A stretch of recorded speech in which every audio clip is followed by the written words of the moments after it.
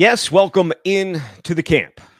We are back. Badgers 2 weeks away from opening up fall camp. I know you're excited about that, Jesse. I'm ready to roll. I always want the break when spring practice is over, but by the start of July, I just need to get out and start covering the team again. And why would that be? Why do you need to get out?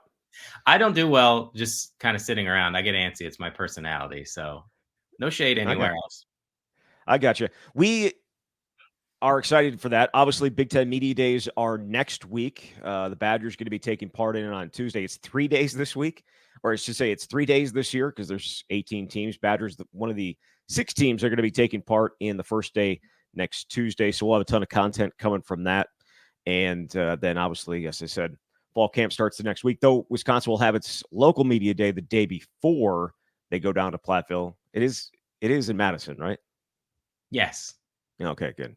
But they're going to be in Platteville for those first 2 weeks. They're going to be holding an open practice on August 10th down in Platteville, and that is $5 to get in, and kids under 12 are free. So at least you'll have an opportunity to see the team. I think it's in large part due to the fact that they did not get to have a spring game this year, so the fans didn't get a chance to see them before. They will get the chance to see them down at the stadium down in Platteville. But those practices are going to be open to the media, so we're going to be able to have a chance to see what the Badgers look like this year and maintain a level opinion of what we see. Don't get too excited. Don't get too low. We're going to be doing the very similar stuff to last year, except on a less over-the-top basis, I think, at least for myself. I'll only speak for myself, Jesse. But we're looking forward to that. So it's getting close to football. Can't wait to get down there.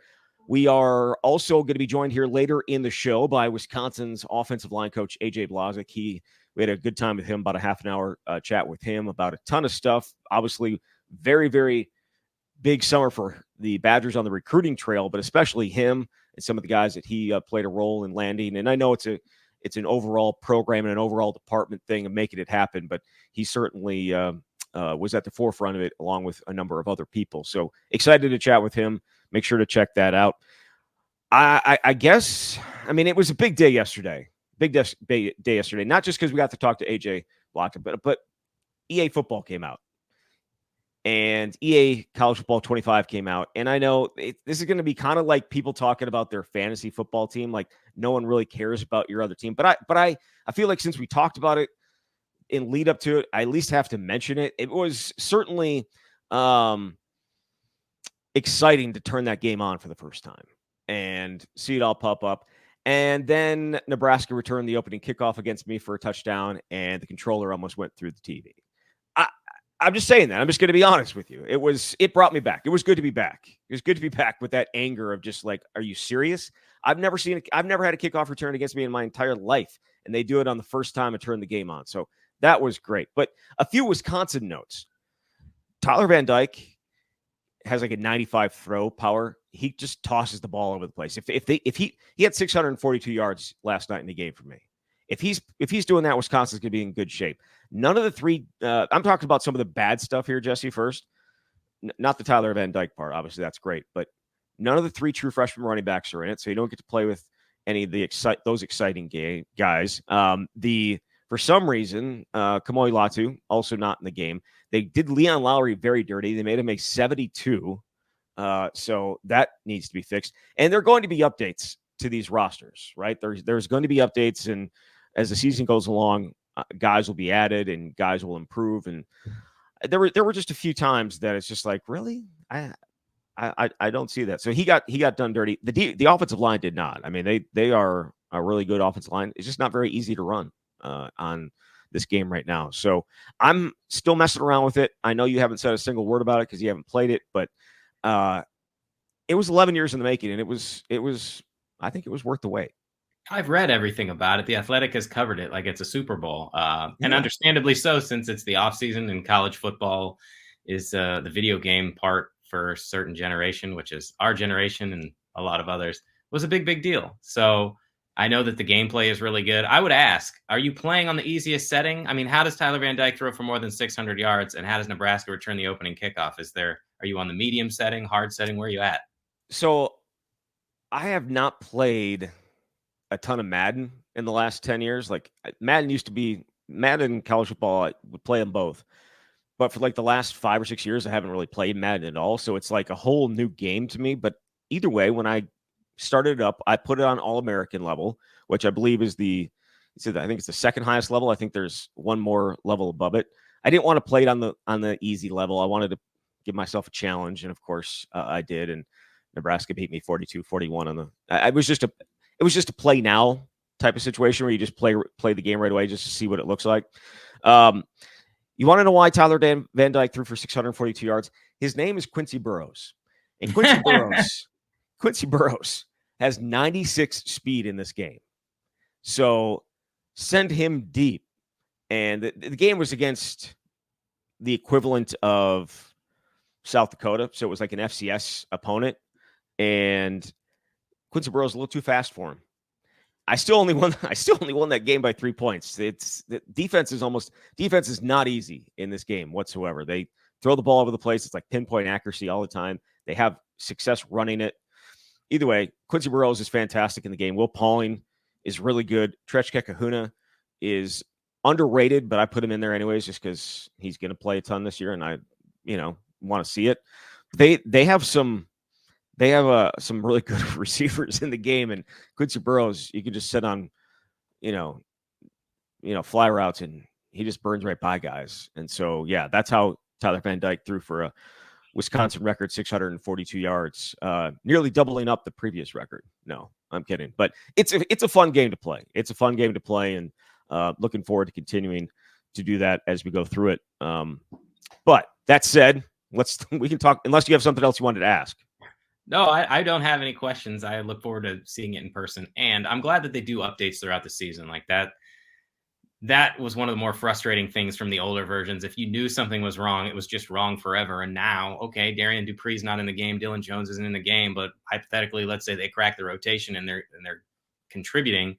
Then when they do updates, you'll see those players in there, and that makes it more fun and realistic. Yeah, for sure. So, and I'm interested to see, like, did a couple of those guys just not opt in? I don't feel like, I can't imagine Gideon Atuka didn't opt in. Like, why wouldn't he? Feels like a guy that would opt in, and he wasn't in the game. Maybe a Kamoe Latu just didn't opt in. I guess that's certainly a possibility. But it's weird because they have a bunch of like generic players at running back below the other guys, and it's got generic players at safety as well. So I don't know. I guess we'll find out. Those are questions they'll be asked, I'm sure, of the guys that are in the game and how disappointed they are. But I'm going to keep playing. It's going to be good. Can't wait to continue. Work, for some reason, is getting in the way. I don't remember work being as big of an issue in the last time, even though, yeah, I don't remember work being as big of an issue. So either way, we do have some real football to talk about, kind of. As I mentioned, Big Ten Media Days are next week, and Wisconsin's going to be represented by three guys, Jack Nelson, Jake Chaney, and Hunter Wohler. And so we'll have a chance to talk with them. I'm wondering for you, with those three guys, is there a single question that you have for each guy that you're going to be looking to get an answer for next week? Yeah, aside from team-specific questions about what might be different in year two, I'll start with Jack Nelson. And the obvious questions for me are just getting a candid interview conversation with him about what happened last year, what went through your mind, how did you work through that, and why do you feel like this will be different this year? Obviously, he's one of the leaders of the team. He's among the players representing the Badgers at Big Ten Media Days. And I know that the coaching staff spoke very highly of Jack during the spring, and it seems like he's made tremendous strides. But I'll be interested to hear what he has to say just about what the last year was like for him, where he thought he was potentially going to be an NFL draft pick and decided to come back for another go at it. Yeah, he's one of those guys where it's like you were expecting so much from him last year, and for a variety of reasons, it didn't go the way that he wanted, or fans wanted it to. And so he's got, but you look at the spring and you look what was said about him in the spring by the coaching staff. I mean, Luke Fickell certainly picked him out and picked Riley Mahlman out, saying our edges are fantastic. Like that. He said it constantly.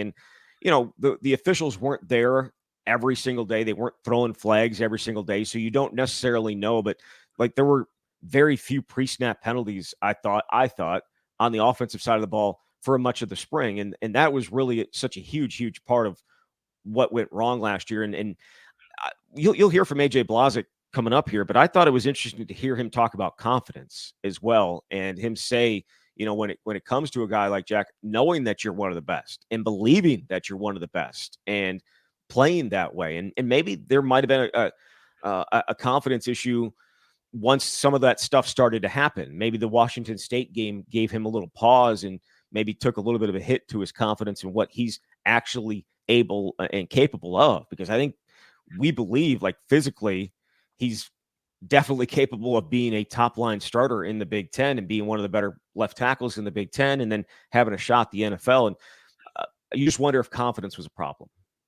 If you go back to when he was coming into college, remember he went to that All-American Bowl and was so impressive that he went from a 4-star guy, which is already very highly regarded, to 24/7 made him a 5-star player because of how well, I think was it Brian Breezy he was blocking and doing such a great job of. And so he came in with a lot of expectations, and he's a multi-year starter now. So absolutely, I think he's got it in him. And look, the transition last year with the new offense had a significant impact on him, and the clapping and the cadence and all those things. And in year 2, I imagine, just like you'll hear from everybody, things seem like they're running smoother. And that's certainly what we would expect from Jack in year 2 of this system as well. Yeah, I mean, how many offensive linemen have been 4-year starters at Wisconsin? You know what I mean? Like, and I know that it's not been left tackle the entire time. 21 was obviously at right guard, but the last 2 years and now this year, it doesn't happen very often. I'm quite honestly, I'm expecting a bounce back season from Jack for sure. Hunter Wohler is also obviously going to be there. Speaking of another multi-year starter for the Badgers, and one of a guy that they're counting on, and a guy that they're counting on to be a bigger playmaker than maybe he has been in the past. And certainly, I think he was kind of thinking that same way in the spring. What question do you have for him? Well, I don't know if it's one that you can necessarily, or that he can necessarily answer right now, but he did talk in the spring about wanting to be that guy who made those so-called splash plays, the ones that showed up on SportsCenter. And I'm wondering, what did he do this offseason to put himself in that position? Is it like, what does he think it's going to take to get to that next level? Because he's obviously already a fantastic player, but when you come back and when you are a senior leader, the goal is to put yourself in position to be first team All Big Ten, maybe an All-American type player, an NFL draft pick. How do you get to that next level to make those plays? Whereas he put it in the spring, hey, where'd that guy come from? Is it just knowledge of the playbook? Is it, I'm sure it's everything. It's holistic, obviously. It's the weight room, but what does he feel like he's done to put himself in that position? And maybe what will be different about him as a leader and a player? Because he's already so good. Yeah. And he has to take a bigger leadership role, certainly this year, as he is now that guy, right? Like, he's that guy that people look at and look to for not just leadership, but big plays. I mean, go across the defense. I think it's him and the other guy that's going to be down there, Jake Chaney. Certainly, I think James Thompson Jr. has to take on that role as the leader of the defensive line.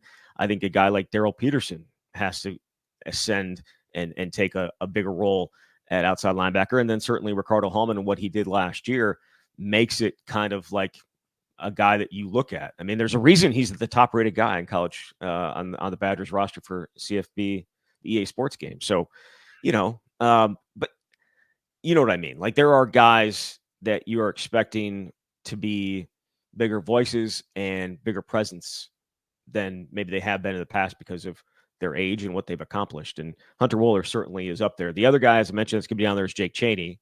And he,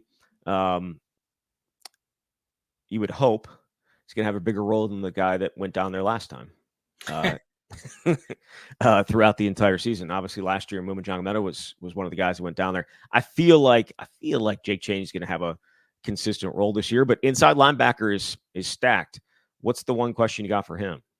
It relates to that and his thoughts on it. A year ago, Mike Tressel talked about how he considered Jake to be a starter, that so-called 1A and 1B. You can only put 2 guys on the field. It was Muma Jongmeta and Jordan Turner, but then Chaney found his way into the lineup. And I mean, I think one of the things that interested me most this spring was the way in which both he and Christian Allegro seemed to hold off some of the guys who came in. And I know that Tack Curtis was dealing with an injury, but what is Jake's approach to this with so much competition, and why does he feel like he'll be better positioned for success this year?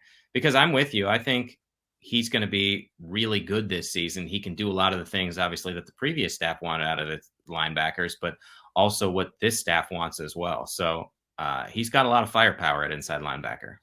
Yeah, and I really like him as a inside pass rushing threat too. And his ability, because he's just so sudden. He's so quick and can get to top speed like that, just absolutely on a dime. And that's, the inside linebackers that they had last year at that spot, he was okay, but like that was not something Jordan Turner did well, and that was not something that we saw a ton of from Wimajong Meta.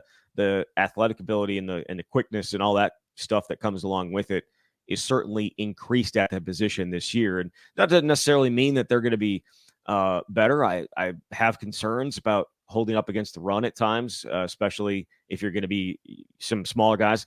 Jaheim Thomas is not somebody I'm worried about that way. I mean, but some of the other guys there are a little bit, smaller, but quickness can also work as well. And that obviously is also part of the defensive line aspect of this too, and creating havoc on the other side of the ball to not allow an offensive lineman to get to the next level and take your linebackers out of the equation. But I think, Jake has a chance to have a really nice season and certainly is going to be a leader there for them coming up, when I'm sure he's been a leader all off season, but I feel like we're going to see even more.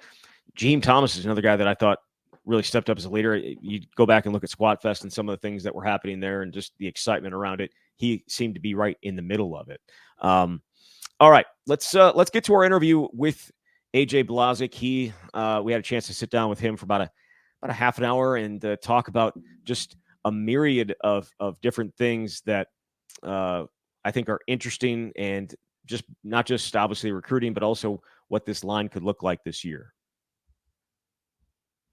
And we do welcome in Wisconsin's offensive line coach. It is AJ Blazek. AJ, really appreciate your time. I know that it's a busy time. You guys are about 2 weeks out here from fall camp getting going. You've also got these OTAs going, but I really appreciate you taking the time.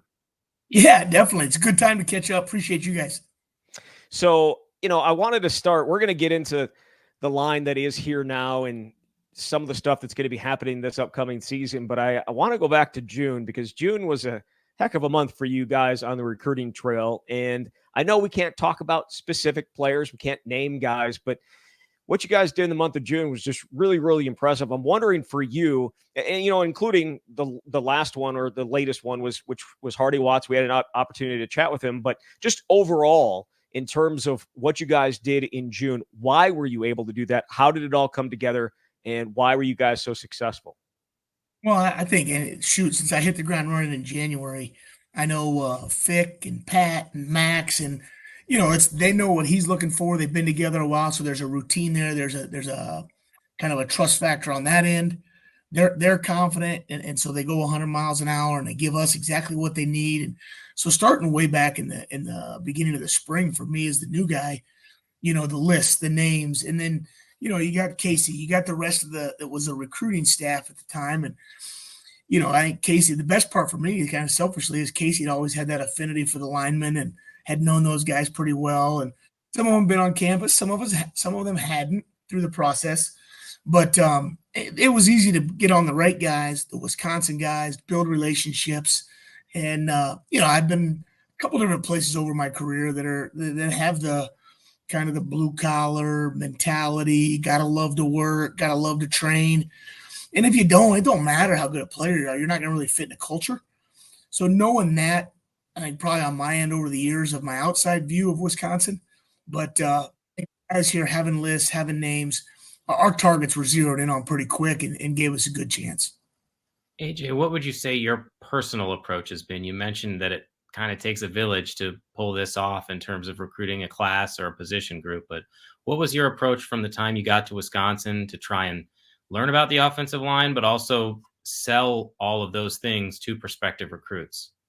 Yeah, I joke about it, but it's true. As you go back to, my roots at where I played, if you got a brother and that's your kind of, you grow up and you argue and you fight and you hash stuff out and you know more about them than anybody else. And when I was in college, this was one of the teams that probably the team. We were built similar, we were similar wired. The games were really, really good and really, really close, and that hasn't changed, over the last 20 years between either program. But I think I think I had an idea of what Wisconsin was, and had a pretty good idea that when you stepped in the building and you stepped in the shoes to the chair here to go recruit O linemen, it's a different guy, and it's not always like the best guy. You got to be developmental. You got to have if anything, you got to have a developmental mindset. You might be the best player in the country, but you got to want to train. And so we just spent a lot of time watching tape with guys and talking football. And, when guys came on campus, it wasn't a visit unless they watched Brady train the guys in a high majority on Friday mornings, which is our hardest lower body, burn them out, intensity lift. And I'm telling you, there's some guys that I guarantee you that turned away. They're good players. They're going to other good schools, but they just didn't choose Wisconsin. And I guarantee some of it was, I don't know if that's what I want to do my entire career. It's not always sexy. It's not always in the limelight. And that's been the secret here, and it's going to stay the secret, So when you look back at what you guys have done or what you guys are doing in the process of doing, you signed 5 offensive linemen last year. You have committed, and again, can't talk about them, I know, but have committed another large group now, a total of 10 guys in these last 2 classes. What does that say about how you feel about the room and what you see as the future of the room? I just think the biggest thing in this day and age, it really shows Coach Fickle's commitment to recruiting developmental guys, developing your guys in your system that fit a mentality, as opposed to, hey, we're going to have to plug a hole or we're going to have to find a spot. Yeah, I think Leighton Nelson's doing a great job. He's here, he's 100 miles an hour and he's running. But that's not who we want to be. And you may have to do that every now and then a little bit, but it's not who we're trying to be. And I think if anything, our high school recruiting is a commitment, especially at this position, to, hey, we want to develop our guys. And I think when you talk that message and the village we're all saying the same thing, a family, and they've mentioned it numerous times, man, I try and ask other people different questions. I try and catch guys up, and you're all on the same page. You know the plan, why he's a priority target for you, that. So I think us as a staff and a full staff, we know why we're recruiting certain guys, and we know the role they're going to play when they get here. And again, all of that is a little deeper than just we want you, which is 80% of recruiting spiels. Oh, we want you. Well, when you get there, what's your role going to be? You want to be a guy or the guy? And in a role, it creates an example or a picture for where you're going to be the guy in this certain role. To stick with the 2024 class, since they're all signed, you could talk about them. Obviously, you had a chance to coach 2 of them this spring. 3 of them just got here. For fans who maybe are familiar with them but haven't seen them at Wisconsin, which of those guys do you think have an opportunity to contribute, or what do you think the skill sets are and how they can fit in? I know that's a hard question to ask you in July when fall camp hasn't started. Yeah, it's normal. I think the 2 guys that we saw put pads on for 15 practices, and those are the ones I truly can give some feedback on. I think both are guys that are going to play. That's Colin Cubberly, Kevin Haywood, are guys that are going to play a lot of football here. From a depth standpoint to pick up the offense to, Cubberly played 5 positions this spring. There's a couple of practices. He played 4 positions in the practice. So where his IQ grew in our system, he didn't really get to settle in at one spot. And now where that took him a little bit longer to get in a groove, yeah. Haywood got to play 1 position the entire spring. Some of that depth demanded. Some of it was just his fit. He took the reins and ran with opportunity, and not so much to me, but proved to his teammates, hey, I deserve to be out here in this second group. And as a true freshman, early enrollee, to not just be getting reps, but going out and playing successful football, I think that's how you build trust. And as an ex-lineman, and everybody can talk about, hey, it's 5-1, and you have to trust the guys in the huddle. And I think he's building that trust pretty fast right now early in his career here. So the other three that are coming in obviously will Yep. maybe have a chance, right? Like we talked to some people, and Emerson Mandel's a guy who physically it feels like he could be there and do stuff right away. Some of the weight that he was putting up, we got to see him at Squat Fest. I'm wondering for you, since your playing days, and obviously a lot has changed in the last 20 some odd years, is it easier? It used to be never true freshman linemen never played. Like it was just you had to come in, you had to get up to speed physically, especially in good programs, right? Right, and especially on top of like having to learn all the things that go along with playing offensive line. It's not just an easy position. You can sit there and like running back. Hey, here's the ball, run to the hole. Like I know them. Sure, that's a little simplification. There's a lot of nuances that come with it. Yeah, right. So has that changed, or is it now just the fact that a lot of these guys are coming in physically ready to play right away that we could see some of these guys, or is it just because you don't have the numbers, or how? What plays a role in that? You think? Well, when it comes to young guys, I do think guys are, there's more big kids out there. I think there's the biggest thing from a line standpoint is there's a lot more training going on out there, whether that's physical training, whether that's athletic training. For the longest time, the number of tight ends that came to Wisconsin and learned O-line why they were here, there's a lot of those guys have been pretty dang successful. And because he had the athletic piece, but it wasn't polished, it wasn't developed yet. And I think you go into any metro coast to coast, there's going to be 2 to 3 O-line trainers now, where 10 years ago it was just a bunch of quarterback gurus. And so now, I think O-line, there's a lot of different technical pieces, and there's a bunch of ways you can do things fundamentally. So are we going to we're going to tweak things as guys come in, just like if it was a high school O-line coach to what we're going to ask them to do. But I think kids understand O-line movements. And I've said this before, there's not a lot of kids when you go to the park in elementary school, they're like, I want to be the right guard. All-time right tackle. You last 5. You last 5, you're going to play line, and nobody's excited about it. Well, to look forward, block and protect for someone behind you in multiple fronts, and I think you're seeing a lot more out of the defenses now than we did 5, 10, 15 years ago. Do I think it's easier? I don't think it's any easier. I think kids are a little farther along when they show up. And, you're looking at the number of kids that are early enrolling compared to what used to. I still think that's going up. And, my biggest thing with that is, hey, guys, if you only get high school one time, and because so many linemen aren't going to play right away as true freshmen unless there's an impact. I mean, I want to get you here. I want to train with you. I think it's going to help you. Yes.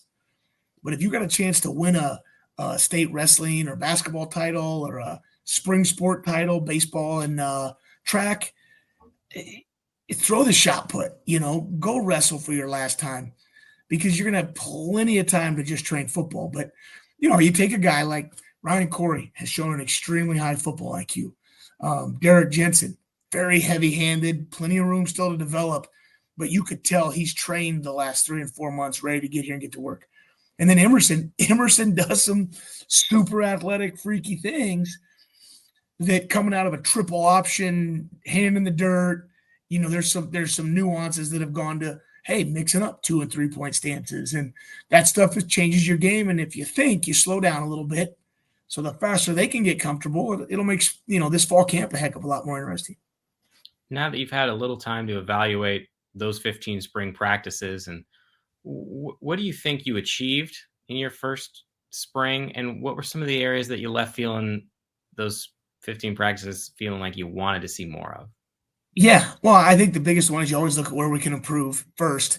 We came out of spring and we wanted to make sure we were still building our depth. In this day and age, it's guys understanding that, and I guess this is a positive out of it too, is I might be number 2 on paper, or I might be the 6th best guy, but coach is going to have a plan to find a way to get me in a game. It may be 1 or 2 drives, it may be, 1 or 2 situations, but if they know they're playing every week, or they have a chance to really get in and make a factor in the game, I think that was one of the biggest things when I walked in the door that Fick and I talked about was, hey, we just got to make sure these guys that are developing know where do they fit, what's the plan, how, and they see it unfold. Yes, it's going to, bob and weave a little bit, but if you're the backup and you don't play any in 12 games, it's hard to prepare every week. It's hard to go, yeah, I got a chance to be the guy, not just a guy.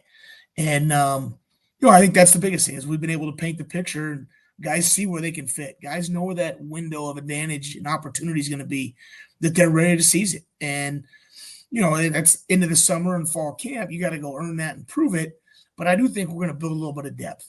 I think with some of the older guys is, Jack and Riley and Hughes and Renfro and guys that it is their fourth O-line coach. And as that might sound brutal, you can turn some positives. They've learned a lot of good football from good coaches. How do you get it to come together? And I think guys are playing a little bit more calm and a little bit more under control. The offense is going to be the same, because honestly, 4 O-line coaches, it was 3 out of 3 offenses going into last year. So it's the second time they're in this offense. Same play caller. So they get a rhythm of that. I think we were able to talk a lot about the why, when we talk schematics, not the what and memorize and here's your job, go. Why are we calling this? What do we like in this situation? How are we attacking this front? And so when you know the why, I think it just makes it a lot easier. You play more calm. You know what's coming next. You know what to anticipate, whether that's play calls, whether that's reactions from a defense. But I think that's my favorite thing coming out of spring is I feel like the older guys that are going to play a lot, they really know the why of the system, not just the what and how. You mentioned the 4 older guys that are essentially a part of your starting 5. The one younger guy that didn't play a ton last year because they were so healthy pretty much all last year was Joe Brunner. He's obviously one of the bigger recruits that Wisconsin had a couple of years ago, one of the leaders of that class in terms of stars. And again, I know it doesn't matter once you get here, but what have you seen about from his game and where he's taken a step into a role as a starter and be a part of that starting unit throughout fall camp, or spring? That's a great question. And, for, like you said, a guy who didn't play a lot. And I think there was frustrations there. And what's my window? Where do I get to take off? Because, again, the stars that you come out of high school with, they create a buzz, whether it's fans, whether it's the young man himself, whether it's family, whether it's coaches, friends. And I think there's some, hey, I'm ready to play. And I couldn't tell you what the last couple of years are like, but I know this. I know since the day I walked in the door, he's as physical as anybody we have. And he's gonna have some of those young inexperience moments where it might be ready, fire, aim. But he's gonna come off the football and he's gonna hit people. He's not gonna stand up and overthink it and wonder about it. And it really helped our full line cut it loose at times. And with that, that it's like having a young pup. It's going to tear some things up. It's going to chew up some couch corners. And he had, did he get to the edge and over? Yeah, maybe a couple times in spring ball.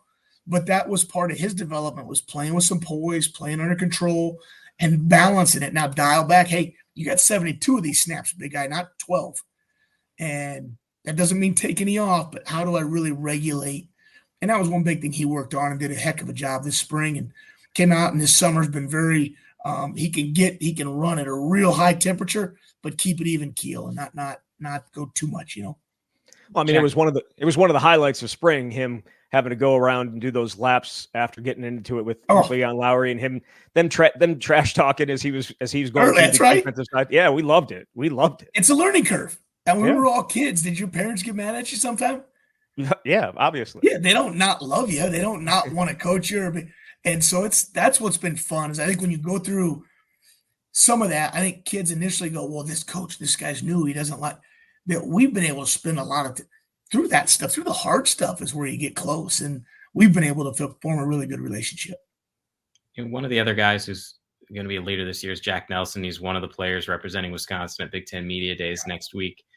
He had a tough season last year. I know you weren't here, but where have you seen growth from him based on conversations with him and on-field performance this spring? Well, and here's the deal. Jack's a sharp guy. And so like, he's going to ask questions and he's going to want, hey, okay, explain this to me.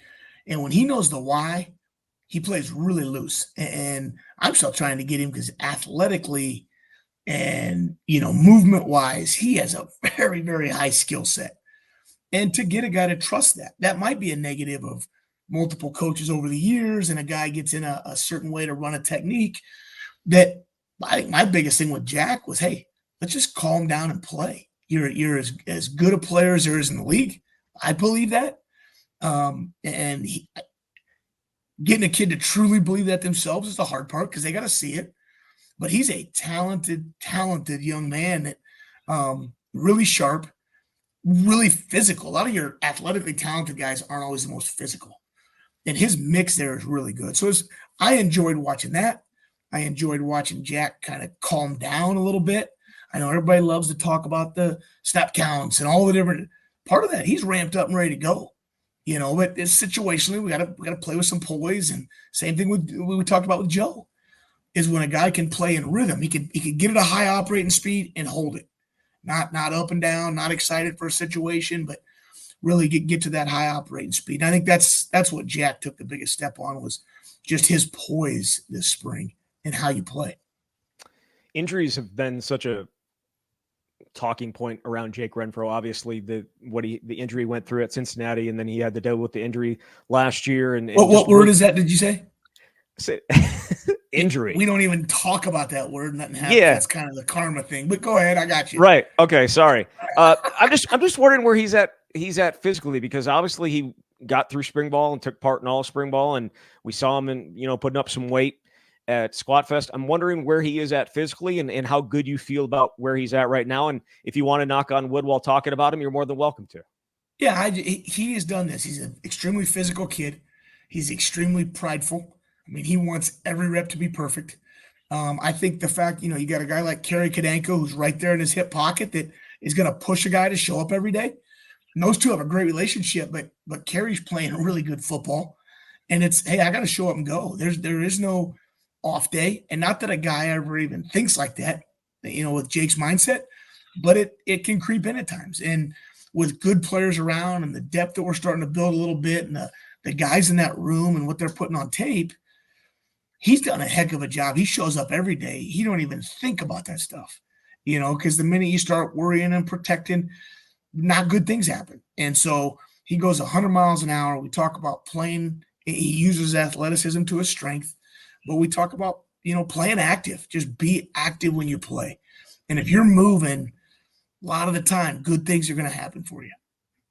Jake was one of the players this spring who talked about wanting the group to be better as run blockers when he was reflecting on what he felt like they did well last season. Certainly from the practices that we had a chance to see, there were some awfully big holes this spring, and it looked like some positive steps forward. What have you taught this group to try to help them get there to be more dominant run blockers, which is really something that a lot of fans grew accustomed to seeing of Wisconsin for so long?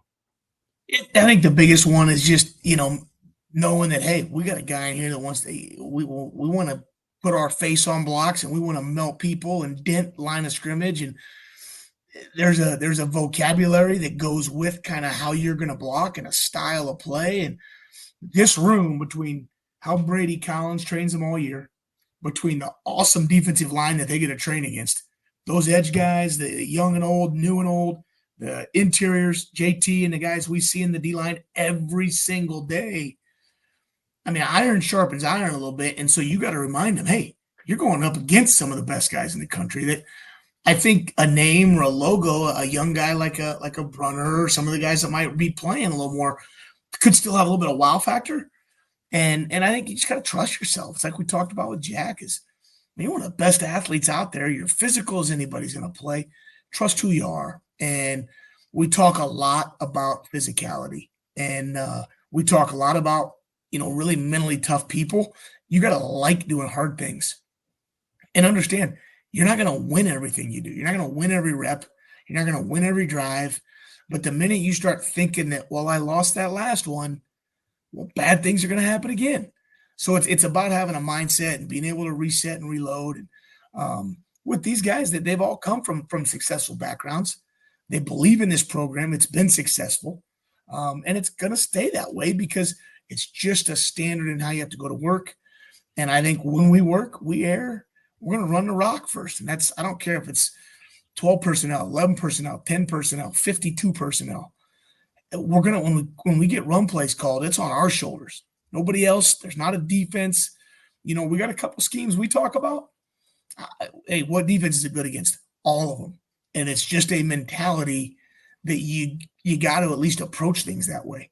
And they've really enjoyed it. They're embraced. They're tough. They're dependable. They're smart guys. And, that starts in off-season training with Brady and his crew to what Casey and myself and Heeman and we're trying to do in our room and what Fick is preaching from the top down and what this program is going to be. It's going to be a tough program.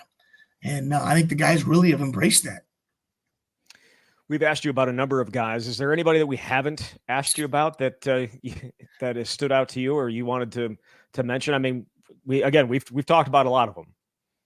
Right. Well, I think you go down the list. I could say, where every one of these guys has done 2 or 3 things to really get me excited about and be fired up to coach them for the future. Yeah.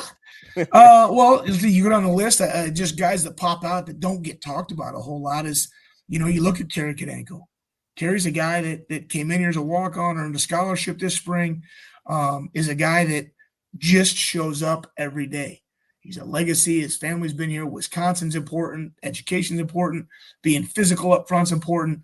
And just prideful guys. I think in recruiting, that's maybe one of my favorite things I like to look for is they're a little prideful and they might have a little edge to them at times and take pride in what they do. So his play has been awesome. Knows everything inside and out. Is an older guy that you might see more than people thought they were going to see. JP Benshaw, another guy that you talk family, Wisconsin, his game and just some definition and coach, okay, what's the expectation? Because he's another sharp guy that he's fine. Him, JP, Kerry, Leighton Nelson are guys inside this summer that are really fun to watch feed off each other. I mean, they came in earlier and they want to watch tape together. They want to watch pro film together. They want to watch. And so here's a second wave of guys that's kind of building the nucleus. And, that I think Barrett Nelson's back off injury and he didn't get to do anything this spring. But I couldn't have told you how many stars Joe Brunner had or didn't. I would have said if you rank them on who's going to be the guy to walk in the alley and let's go down the alley with me, give him 5. If he's going to be the guy to make lunch and take care of my 2 middle school daughters, he might be like a 4 or 3 right now. There's some growth there. But each one of these guys, their skill set is fun for me to go, okay, it helps me plug a role in for each one of them. Because the O-line is like a bunch of superheroes. You got to have a physical leader, a verbal leader. You got Joe Huber, the machine, that just lines up and he's like a road grader. It's going to be level. It's going to be calculated. He's an engineer. He understands leverage, but he's not going to say a whole lot unless it's needed. And then you slide him into center, and he's making all the calls. I mean, it's just the words roll out. So, between Jack, Joe, Jake, Joe, and Riley, I'm not real sharp guys. So like Nelly's over there. Then you got Rip. Everybody's seen Yellowstone, right? So you got Rip at left guard. That's my man Brunner. That's how I keep them separate. Rennie inside and the machine at right guard. It's our cast of characters. You know what I mean? We're like a B list, and we just take pride in who we are. And we'll be a cover band and not play football as a grunge group. But those guys they understand what they're really good at. They take pride in it. They know the other guys count on it. Renfro's a vocal guy, and he's got to be a guy that's talking. That gets him in his comfort level. That's his routine. Let's see, going down the list. Peyton Lang is a young guy, 50, 60 pounds on his own since high school. Played a little bit with the threes, playing left and right tackle, plays some guard. He's down the depth chart, but that's a young guy. He's a massive kid who has a high care factor. I enjoy seeing that. Let's see here. We brought a preferred walk-on in this spring, Evan Brown. One of the walk-on last year had just didn't have the numbers right. We had some numbers issues going into spring ball. We reach out. He comes and sits down with Case and I, and actually his folks are friends of Paul Haynes. And he's from Tallahassee, Florida, walking on at Wisconsin. His parents are both law grads here from Wisconsin. But he's extremely athletic. He's put on about 27 pounds. He's made a commitment to play in O-line. And every one of these guys is really fun because I get to watch their development. And I know I missed some of the guys as we go. And, John Clifford's been here a long time, does a great job. But I think we have 7, maybe, I might be off one, preferred walk-ons of our 20 guys right now. And every one of them has put themselves in a role of like, okay, if I can grow here, maybe I am the number 2 guy a year from now. And that builds an opportunity to, hey, I know this. And I've talked to Tausch a lot. Shoot, he's one of the best players ever to play here, right? Tauscher? Yeah. Okay. And he didn't have the world's longest career as a Badger. Right. And so you never know how these things are going to play out. I just went back to a wedding this weekend in North Dakota. And I mean, we have a guard that was a walk-on younger brother who's in the Giants camp. He goes back next week. They start early. But it's just you never know at this position. It's really the guys that have the highest care factor that end up in their junior, senior years that are playing a lot of football for us. That was a little bit of a ramble, but that went down the list a little bit. And it was there's good. a couple guys I didn't hit there, so sorry, moms and dads. But I think every one of these guys creates some fun and excitement to go coach every day. If you were going back to your coaching career, if you were coaching yourself up, where would you say you were good and where would you say you weren't so good? Because you came in, obviously went to community college and then came to Iowa right when Kirk Ferentz was kind of getting things going, right? I think your first year was 99. And so and then obviously got to be stick around and be around it when it actually did start to get pretty darn good. Yep. Like how would you rate your own play as a player now that you're a coach 20 years into this thing? I didn't deserve to be on the field. I think all the coaches at Iowa would agree with that one at the time. But because it was the right spot for me, I found a way to get on the field. And I was average Joe at best, try hard, high care factor guy. And honestly, if anything, if you ask teammates, I think they'd hopefully say he was a vocal guy that would speak up. I really cared about making sure my teammates played at a high level. And that probably gave me just enough to be on the field next to him. My one more thing on that is your first year was 99. You guys came to Wisconsin that year, and it was actually a pretty big game for people that know me. It was the game that Ron Dayne broke the all-time rushing record, and also that he still owns. By the way, we don't acknowledge NCAA here, but he still owns it. Do you remember anything from that day? And then you also were part of the Western Illinois staff that came in 2014 when Melvin Gordon got held to like 37 yards. It was just crazy. But do you remember any of those moments? And here's the deal. I came here at Rutgers. I think I counted it up one day. I've been here 6 times. Okay. Never come out with a W. So at least I'm on the right side of things going into the future if we take care of our part. You remember all this stuff as a player. I don't remember scores. I couldn't have told you whether it was a close game or not. It wasn't. The I 99 game. Ron, yeah. What's that? The 99 game was not close. Yeah. Yeah. Okay. All right. So I know Ron rushed for a lot of yards. Yes. I do have a towel from the day. I took one. I'm a college football junkie. I got mine sitting around here somewhere. Yeah. So I remember that. I do remember coming out of the visitors tunnel, though, is now where, heck, it's right down here in the northeast corner. Yep. And they put a tarp over the top. Yeah. And I remember it wasn't the student section. But it was beer being thrown over the top. It's a late season game. It's a rivalry. But that was really my first, okay. I mean, we'd been through a good amount of games at that point, but like a rivalry game and a true hatred for other teams. And you could see where that was created. I know that much. Yeah, but, it was special. It was special. Like they actually put that thing over there because I believe earlier on in the 80s they were putting pennies and stuff into and batteries, marshmallows, yes. So yes. they needed a little cover there. It was a smart move to make. Still comes through the side though. The awning doesn't protect everything. I'll tell you that much. It was smart to move that to the south end zone. It took a little bit of some of the juice away from it, but it was probably a smart decision to move that tunnel or the visiting locker room to the other end of the field for sure. Right. AJ, hey, really appreciate your time and looking forward to getting down to fall camp, seeing your guys and seeing how everything plays out this year. Well, we're looking forward to going back to work here soon. So appreciate you guys. All right, there he was. Really appreciate AJ Blazek's time. I mean, there were a number of things that stood out for me in that.